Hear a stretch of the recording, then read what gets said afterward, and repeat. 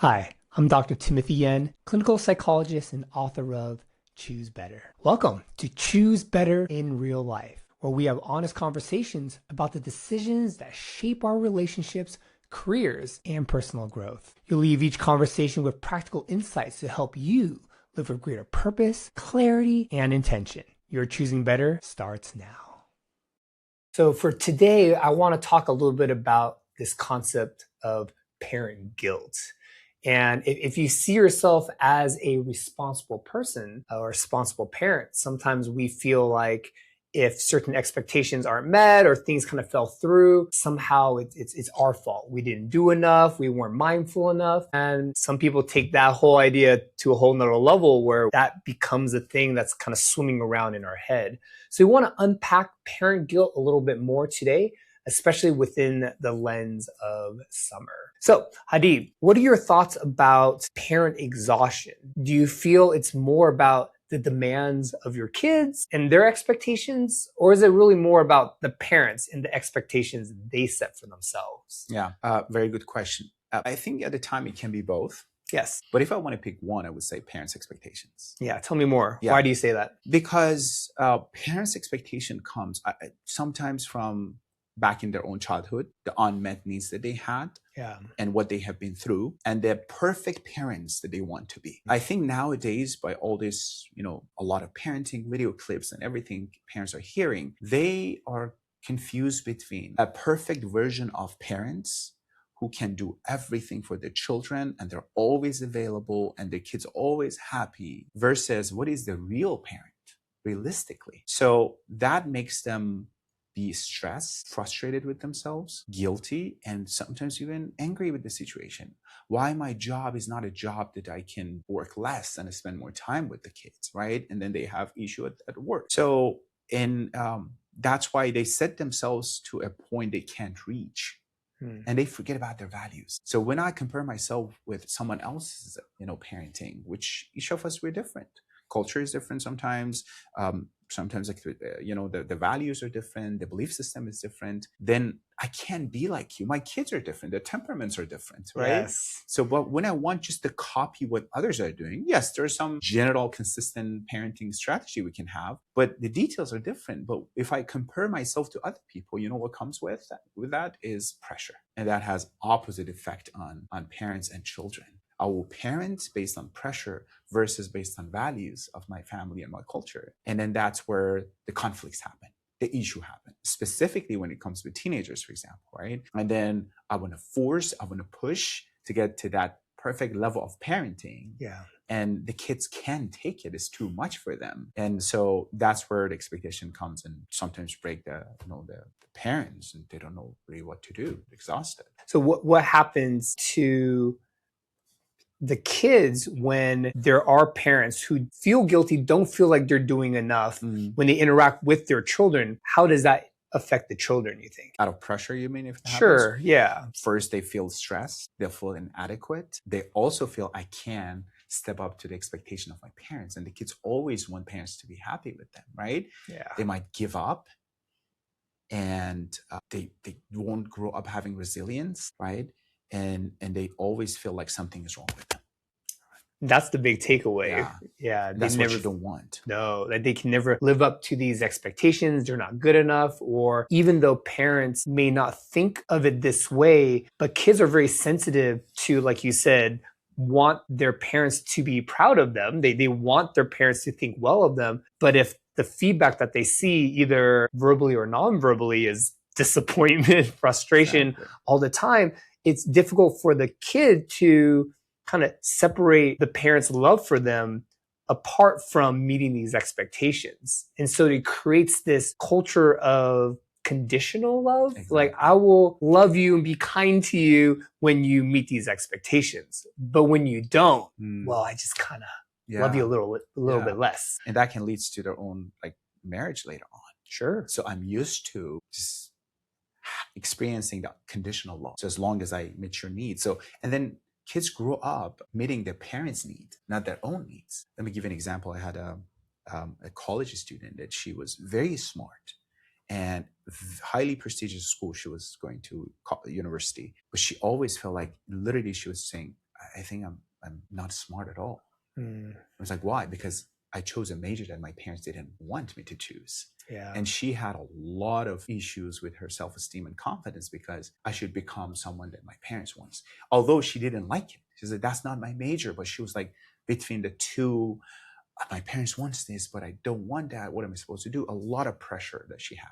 Yeah. So that's not what we want the children to grow up with. Feeling so much pressure and thrown apart, the values and yeah. What I think is really ironic, I don't know, or paradoxical in a sense, is let's talk a little bit about this college kid that you mentioned. Parents work really hard to provide for their kids and do all sorts of things to make sure that their kids are loved and taken care of. And my guess is, I don't know, because I've never met these parents or this college student, but my guess is the parents believe that they have this child's best interest in mind. And they don't want their son or daughter to go to college, pick some sort of major that's worthless in the real world, in the marketplace. Yeah. And then you're ultimately going to be poor and unhappy. And parents can't let that happen. And so the motivation comes from good intention. They're saying, hey, I want you to pick this major because jobs are plentiful or it's prestigious and all these different things. Ultimately, because I want my child to be happy. But then through this like strife of like fighting about picking the right major, and now the kid has all these like negative feelings towards the parents, towards themselves. It's like, what is this all for? Like the reason why parents even care about what major their child picks was for their happiness. And they kind of torpedo that like right out of the gates. And sometimes it's important to just take a step back and be like, why am I doing all this? And is it really leading to a successful setup for my kids? Or is it just my idea of what I think is successful, but I'm already killing the relationship even before this child grows up and becomes the successful adult that I want him or her to be? And the key you mentioned is about, is it what is good for my kid? What I think it's good. Yes. They're two different, sometimes different, and sometimes are like the same. But I think at that age, they're old enough children or teenagers we can communicate with them. Yeah. The reason I'm saying it's so and so and so and so. What do you think about it? The key factor for any research shows successful relationship is communication first. So we can communicate. This is my idea. Let me show you the research. I sometimes tell the parents, show some research. Put the numbers. Yeah. This is the number of hours you have to put on this job, and this is how much you make, and this is how realistically life looks like. And this is the job, so and so and so. What do you think is the best? Right. There's a dialogue. Exactly. Like you care about developing your child's voice. Exactly. And I'll let them express their opinion and so and guide them through it. And sometimes let it go a little bit. They might come back and say, Mom, Dad, you're right. I should have been a doctor. Right. All right. Yeah. One of the parenting analogies or visuals that I really like is they equate parenting to gardening. I don't know if you've heard this one before, where children are like the crop actually, we don't even know if they're a fruit or a vegetable, but when they're in the dirt, they kind of all look the same, which is probably when they're an infant, it's pretty standardized. They need their diapers changed, fed and whatnot. But as they grow up, you start realizing, my child, I think he's a carrot, but I'm parenting in a way that really supports watermelons. It's not really compatible. And so the analogy of the gardener is, hey, we may not pick the kind of crop that our child is, because our child is whatever the crop is. Yeah. My best way to love on them is making sure the soil is good. That could be the values. Make sure that they're being watered, that maybe the emotional support, that there's sunlight. Like we create the environment so that our child can grow up to be whatever vegetable or fruit that they were always meant to be. Nice analogy. That's true. Yeah. So that circles back to the Choose Better framework when we talk about values. And you're going to hear this a lot in terms of just value-driven living. But in this summer series, we're talking about values-driven parenting. Tell me, Hadid, a little bit about some values to consider when it comes to being the kind of parent that is value-driven versus a parent that is more about comparison and wanting to kind of look the part of being what they think is a good parent. Yeah. So the second one with comparison, there always comes with pressure. Yes. I don't believe in it sometimes. I just have to keep up with that standard that just be like the mainstream. Therefore, it's like doing something that you don't believe in it. And it brings exhaustion, frustrations, guilt, again, involved with this. And there's no connection with kids with that, right? It brings a lot of tension. But the first one, which is based on the values, it helps the parents to evaluate and analyze what kind of children they want to, what kind of parenting they want to have, what kind of result in children they want to have too, right? Then they can adjust their own parenting based on the reality of their life with the background of the needs of children, if that makes sense, right? Okay, so this is what I think successful parenting is, and this is what I think my children should grow up to become like that. And this is the value based on the reality and the need of children. So I think that's much more easier, going with the flow, while also improving self throughout the the time that we're moving forward. So taking the pressure of comparison and the market of the parenting, I'll call it, versus this is the value I want for my children, and I strive to get there. Right? There's a book that I've read recently. I would recommend it. It's called Take Back Your Family, and there's a lot of cool ideas. They're kind of countercultural in that particular book, but the idea that I wanted to bring forward is with this idea of value-driven parenting, actually taking the time to identify what are your values as a family. This is probably discussed more with your spouse, depending on the age of your kids. But hey, as they get older, let them weigh in on what that is.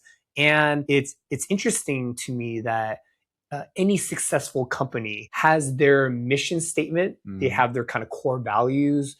And that makes sense for a company or organization. But for something as intimate and personal as a family, we don't do that. We don't sit down and talk about, like, what is our family really about? What do we represent? What kind of kids would I feel proud of kind of raising up? And one way to go about doing that is having that conversation, whether in therapy or just doing it on your own, is having that conversation with your spouse or with yourself. What are the family values that we have? And then what does that actually look like for our family? Not just some generic, like, oh, love looks like this, but if we had to, give it some legs, give it some actions, what would that look like for our family? And when we're able to articulate that, even just a little bit, things just get a lot more clear, because either you are doing more of those things that reflect your values, or you're not. And it's much easier to know, hey, maybe we're not living the way that we would like to. Let's course adjust, get back in alignment. Very good point. When you said mission, you reminded me of a parenting skill or practice. Often I tell parents to write down the value of the family with the children. That's nice. Sit down on a piece of paper, bigger one, because they want to put it on the wall somewhere, or on the fridge. So this is family so-and-so, put a name, your name, or family last name or something. We believe in so-and-so, how we treat others, how we treat each other, the red line zones. We never, based on the age, insult each other, push each other. This is what we believe. And then you can have the children to decorate it. Let them be part of it. That's so cute. I love it. And then post it somewhere if you want to put it the same thing, and then keep revisiting and put the kind of mission and rules and bylaws that you have. Kind of. Like, for example, if the siblings are fighting with each other, which is very normal. During the summer, we should expect that. Too much time. And then let them figure out sometimes, as long as it's healthy, okay, and safe, let them figure out what to do. So, but when they break the boundary, we refer to, remember we wrote it down together? This is not what we practice. What happened? Let's sit down and communicate with each other. What happened? You explain to me. You want to talk about it? Both of them. Okay, this happened, that happened. If we were back, how do you think we should react to it? Right? How can we kind of manage our emotions? But he didn't give me the toy. Or older ones, he took the car and he knew I have to go. It's like, okay, so what do you think is the best thing to do? I acknowledge your emotions.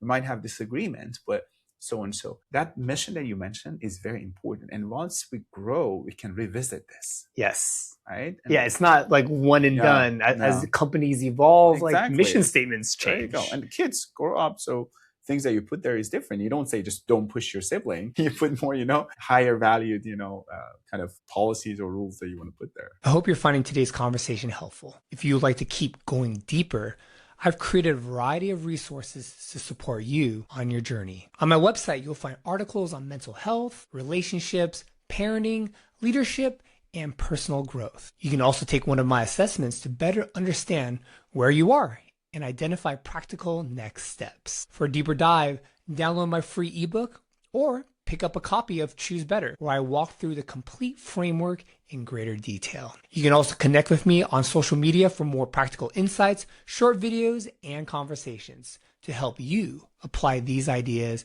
in everyday life. And if you're looking for more personalized support, you'll find information about counseling, coaching, workshops, and additional resources. Everything is linked below. Now, let's get back to the conversation. Is it cool if I share with you our mission statement as a family? Oh, please. Yeah. Yeah, we literally did this morning. It's super awesome. It's super cute. So we actually wrote it out. Well, I wrote it out, but we wrote it out and put it on the fridge. And we took a little bit of time. I went on a date night with my wife to kind of iron out kind of our family mission statement. I love that. Yeah. But the name, my 6-year-old, I think it's like the alliteration. So we'll call it Yo-Yo Yen because my last name is Yen. So this is what we recite. We say, Team Yo-Yo Yen. We love God, love each other, and help others grow. Beautiful. That's our mission statement. Beautiful. And then we identify 3 values of this season. We said honor, grit, and creativity. And we came over little hand motions like honor, grit, and then creativity. Wow, beautiful. And so we recite it, and it's fun for them when they do it. But my hope is that this is planting seeds in their early life where they're like, yeah, I know what my family's about. I know exactly what we represent. And talk about identity. It's such a difficult thing nowadays. It's almost like the Burger King, like have it your way, or Starbucks. There's too many options. And I think sometimes it's really hard for this generation to kind of figure out, like, who am I? What should I do for my career? There's just too many options. And so talking about, shifting away from parenting out of guilt, I think where we're landing on is living a life that's grounded in our family values. That's a great foundation to start building that identity. Yeah. So my kids, my sons, they know who they belong to. They're part of this team. They're integral, important team members of Team Yo-Yo Yen in this case. Beautiful. And I think that's something that every family can do. Like, it's not like my family is special and we did this. Every family can spend some time to just iron out what your family is about. And your kids will know that at a very, well, depending on how old your kids are, but even at a very young age, they know like who they belong to, what they're about. And it just provides a strong foundation. And I think the earlier you start, the better. Yes. Right? And what I love about what you did is this is how you smoothly and nicely you transfer your values to your children. You let them see, okay, this is what it is. You're not pushing it. You're just explaining it to them. You show it to them. We believe in God, we love God, and we love others, and this is what we do with others. So they wake up every day seeing what you wrote, right? It resonates with them, and they grow up with them, rather than just one day comes like, that's what it is. No, they're growing up with this. And then they see in action when it says we love God and we love others, for example, like, okay, we are doing something about it, right? It's just not a statement. So I think a lot of parents, they have issues, specifically immigrant parents. Sure. They come from a culture that they have certain values. When they come here, they want their kids to grow up in a good society, but at the same time, they're so afraid of losing their own values. It's hard. It's very hard. And a lot of time when the kids grow up, teenagers, now they see the frictions, right? And because the kids wants to have autonomy, and the parents are interpreting it as disrespect. Rebellion. Exactly. You're not respecting the values. And there's a lot of teenage parents issue here. But if we, from the beginning, see the values that we want our kids to grow up with, not to be pressured by the society at all. This is the value, but looking at the good things in the society and everybody. I'll look at you, what you just said about it. That's amazing. I should do it as well because what I believe in it, not because you're putting pressure on me. Yeah. I'm not doing it. I'm not going to write down this because I feel I'm falling behind as parents. I'm going to write it down because that's actually a very cool point. I have my value. I didn't write it down, so I'm going to write it down. So that's different than what kind of parents I want to be compared to others. Yeah. Right. And something that I tell parents a lot is sometimes parents model what they experience as a child. And it's kind of mind-blowing in a way, because I would talk to a parent and they maybe disciplined their child in a certain kind of way. And then I would ask them, hey, like, where did you learn to do that? He's like, oh, well, you think what I do to my kid is bad.